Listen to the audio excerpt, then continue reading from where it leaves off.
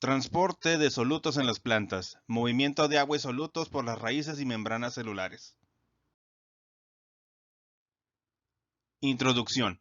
Las plantas obtienen sus nutrientes del entorno, bien del suelo, agua y nutrientes minerales, o bien de la atmósfera, luz solar y dióxido de carbono. El agua y los nutrientes minerales se absorben por las raíces y posteriormente se dirigen hacia el xilema, el sistema conductor que se encarga de distribuirlos por toda la planta. La luz solar y el dióxido de carbono se emplean para obtener carbohidratos en un proceso denominado fotosíntesis, realizado mayoritariamente en las hojas, desde donde se distribuye a toda la planta por un sistema vascular denominado floema. El papel de los nutrientes es muy variado, pudiendo tener funciones estructurales, enzimáticas, etc. La absorción de nutrientes disueltos en el agua comienza en el suelo, en el cual crecen las raíces de las plantas. Y la principal estructura que se encarga de esta absorción de agua y nutrientes son los pelos radicales o pelos radiculares. En la fotografía vemos aquí una planta germinada de rábano, donde muestra este sistema de raíces que puede ser más pequeño o más grande. Y ya si observamos con más detalle en este dibujo, representa un esquema de estas pequeñas estructuras que salen de la raíz principal y que se encargan principalmente de la absorción de agua y nutrientes. Cuando nosotros observamos estas raíces de color blanco, significa que todavía tienen una función activa en la absorción de agua y nutrientes, pero cuando vemos raíces ya de colores café o tonos más oscuros, casi tirando a negro, eso quiere decir que el tejido ya está muy maduro y su función de absorber nutrientes es muy baja y principalmente funciona como punto de anclaje en el suelo para la planta en su conjunto. Suministro de nutrientes a las raíces. La forma en la cual las raíces absorben nutrientes del suelo se puede clasificar de tres maneras.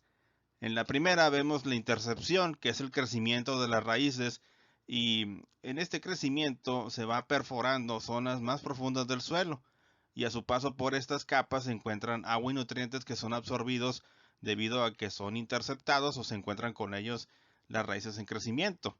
En la segunda forma que tienen las plantas y las raíces en particular de absorber esta agua y nutrientes es por el flujo de masa, en donde vemos que el agua se mueve como una especie de ola con los nutrientes disueltos golpeando, por así decirlo, las raíces, y de esta manera, debido a la humedad del suelo, es que se mueven algunos nutrientes, como es el caso del potasio. Y por último tenemos la difusión, que es la diferencia de concentraciones entre las raíces y el suelo. Aquí el movimiento se da por una diferencia en esta concentración de solutos disueltos en el agua. Entonces, la difusión la podríamos definir como el movimiento de agua y solutos de una zona de mayor concentración a una de menor. Y es aquí donde ya comienza el viaje del agua y los nutrientes utilizando los conductos y algunos procesos que implican eh, fenómenos físicos como la ósmosis o fenómenos de transporte en donde necesitamos energía extra, principalmente en forma de ATP. Partes de la raíz. El agua entra en las raíces gracias al gradiente de potencial hídrico que se produce en el xilema como consecuencia de la transpiración, siendo su entrada más rápida en las zonas que opongan menor resistencia. En este sentido, la zona meristemática parece ser relativamente impermeable, siendo la zona de mayor absorción la que se encuentra en la zona más próxima al meristemo, pero distal a la zona de suberización y lignificación que reducen la permeabilidad. Solo cuando los vasos gilemáticos han madurado conducen agua por flujo masivo hacia el tallo, siendo más rápido este flujo cuanto mayor es el diámetro del vaso. En las especies leñosas el sistema radicular consta de raíces muy suberificadas, por lo que es probable que la mayor parte de la absorción en estas zonas se produzca a través de fisuras de la peridermis y la felodermis que rodean el tejido vascular secundario. La raíz. Una de las partes más importantes de las plantas son las raíces. Se puede dividir en distintas secciones. En la parte apical se encuentra la zona de crecimiento, a continuación la de absorción y finalmente la de transporte al tallo. Desde la zona de crecimiento a la de transporte se produce un gradiente en el que se ve una diferenciación progresiva de las células. Aquí entre estas partes debemos destacar también la caliptra, que es una capa bastante gruesa de células que protege a las raíces de los daños ocasionados por la excavación en el suelo. Y enseguida de ella tenemos las células meristemáticas, células en constante división celular, que permiten la renovación y el crecimiento de estas nuevas células, por lo tanto, haciendo que la zona de exploración en el suelo sea más amplia. Y a partir de ella ya vemos los demás tejidos y órganos que constan a esta estructura, y en la cual pues ya vemos estas zonas diferenciadas como las zonas de crecimiento, la zona de absorción y la zona de transporte al tallo de estos solutos disueltos en el agua.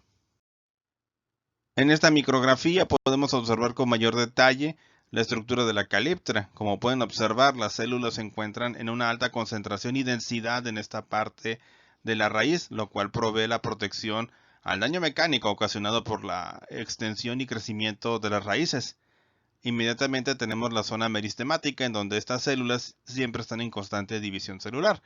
Y también hay que recalcar que estos meristemos no solamente se encuentran aquí, sino en diversas partes de la planta, como tallos, hojas y zonas de crecimiento de flores que posteriormente darán origen a los frutos en algunos árboles. Estructura primaria de la raíz. En el inciso A, la mayoría de las raíces posee una protoestela o cilindro central sólido de tejido vascular. En toda raíz primaria, el tejido vascular primario está rodeado de una o más capas de periciclo, a las que se superpone una capa de endodermis, que vemos en el inciso B. Las raíces de las monocotiledóneas poseen una estela con anillos de xilema y floema que rodean su núcleo parenquimático. Esto es que vemos que estas estructuras están repartidas por todo el tejido que compone las raíces. Pero si lo comparamos con las dicotiledóneas, pues la mayoría de los vasos conductores están en la zona central, en la parte donde estaría esta protoestela.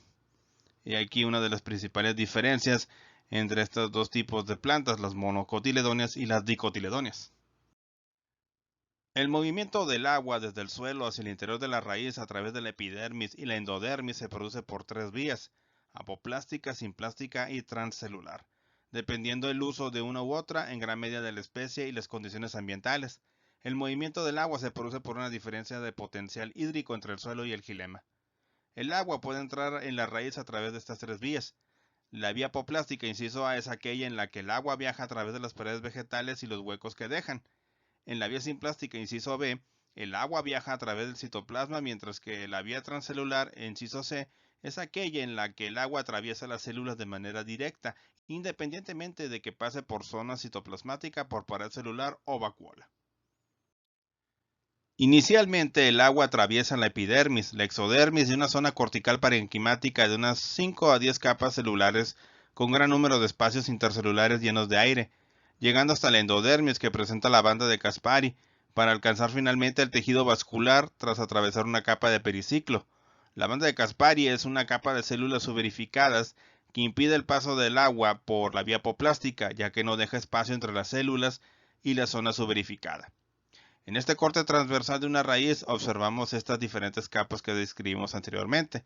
En la raíz encontramos distintos tejidos que van desde la epidermis externa protectora hasta la endodermis, donde la banda de Caspari actúa como elemento selectivo para paso de iones y agua, permitiendo el control sobre la cantidad de agua incorporada, además de servir como protección contra algunos patógenos.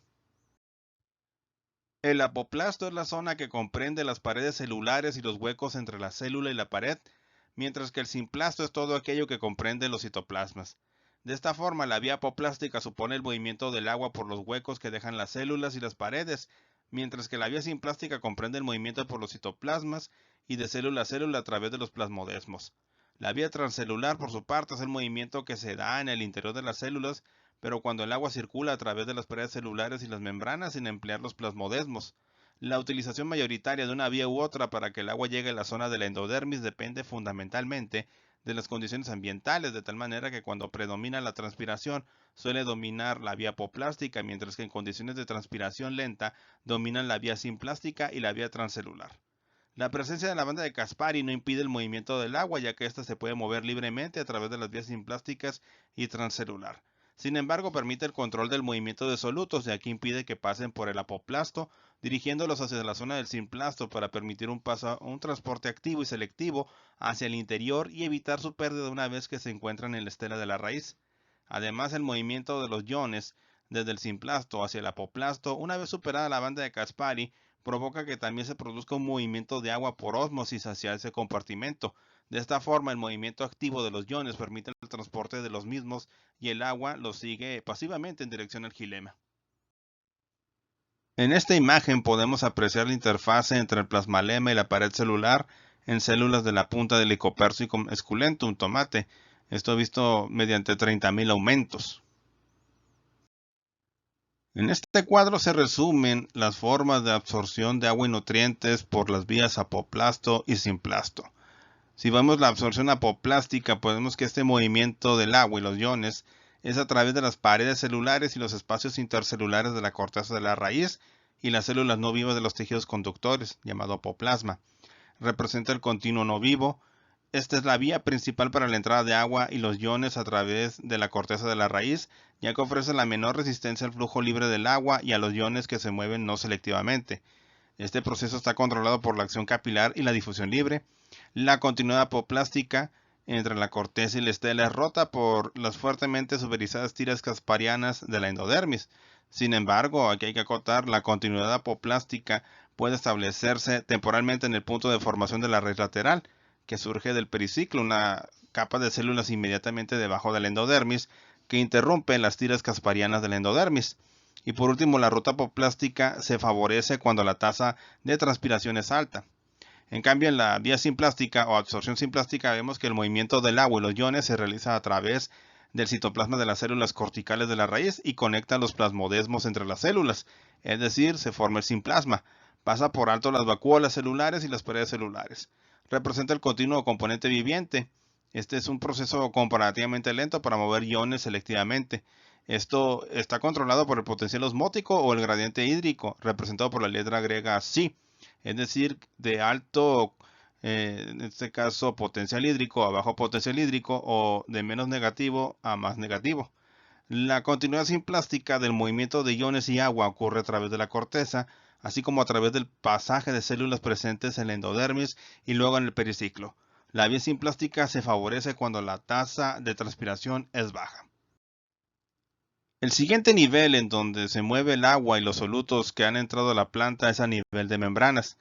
En este nivel encontramos una estructura que sirve de barrera semipermeable que está constituida principalmente de fosfolípidos, compuestos de naturaleza anfipática, con una parte de ellos afín al agua y otro que es repelente a la misma. Entonces, la naturaleza ha aprovechado estas características para construir estas barreras que permiten el paso de algunas partículas y impiden el paso de otras, además de que también han desarrollado mecanismos activos y pasivos por los cuales el agua y los solutos disueltos en ella pasan con mayor o menor facilidad. En esta imagen pues vemos aquí resumidos estos sistemas de transporte de moléculas a través de las membranas. En el inciso A, en la difusión, el soluto se mueve espontáneamente hacia una región de menor concentración de solutos. En el inciso B, en la difusión facilitada, las proteínas transportadoras ayudan a los solutos a difundirse con mayor rapidez a través de la membrana. En el inciso C vemos representado que a diferencia de la difusión y de la difusión facilitada, el transporte activo precisa energía a medida que las proteínas transportadoras mueven los solutos cuesta arriba hasta una región de mayor concentración de solutos. En el inciso D, las vesículas mueven las moléculas de mayor tamaño hacia el interior, endocitosis, o hacia el exterior, exocitosis de la célula. En el inciso E, el movimiento de agua a través de una membrana denominada ósmosis se produce en presencia o en ausencia de proteínas transportadoras. El agua se mueve hacia una región de mayor concentración de solutos a una de menor concentración de agua. Membranas celulares semipermeables. En esta imagen podemos ver representadas algunos de estos compuestos que no pueden atravesar fácilmente una membrana celular. Los que pueden hacerlo fácilmente destacamos el oxígeno, dióxido de carbono y otras moléculas pequeñas no polares, algunas moléculas de agua. Y en el caso de moléculas que no pueden atravesar esta membrana debido a su alto peso molecular o a tener cargas eléctricas que son repelidas por la barrera, destacamos la glucosa y otras moléculas polares, moléculas hidrosolubles, iones, por ejemplo, hidrógeno, sodio, potasio, calcio, cloro, y algunas moléculas de agua. Tipos de transporte celular. Las células han desarrollado diferentes mecanismos para que entren agua y solutos a su interior y a su vez estos salgan. Y básicamente se dividen en dos grandes grupos, el transporte pasivo y el transporte activo. Y estos a su vez se dividen en subgrupos. Si hablamos del transporte pasivo difusivo simple, aquí los requisitos es tener un gradiente energético favorable, en este caso a favor de la fuerza física motriz. Y aquí los compuestos que moviliza principalmente son gases como el oxígeno, dióxido de carbono y etileno. En el transporte pasivo difusivo secundario tenemos un gradiente energético favorable a favor de la fuerza ion motriz y también los canales, proteínas membranales que abren canal para que pase el ion. Y en este caso se utiliza para movilizar iones como magnesio, hierro, cobre y calcio, canales en plasmalema y endomembranas. En el transporte activo, en este caso necesitamos de energía, principalmente en forma de adenosíntrifosfato o ATP. Este tiene requisitos que va contra el gradiente energético, utiliza ATP como ya mencionamos, y usa bombas iónicas. Es el caso de las bombas de potasio, ATP-ASA, y bombas de hidrógeno, ATP-ASA dependientes del ion hidrógeno, o de protones también le podemos decir así. Y por último tenemos el transporte activo secundario, en donde usa la energía acumulada por el transporte activo primario. Usa transportadores proteicos con transporte, sin porte o antiporte. En esta categoría tenemos el movimiento de aniones, transportadores de nitratos, sulfatos, fosfatos, bicarbonatos, cloruros, movilización de aminoácidos, glucosa, etc. Difusión a través de la membrana plasmática.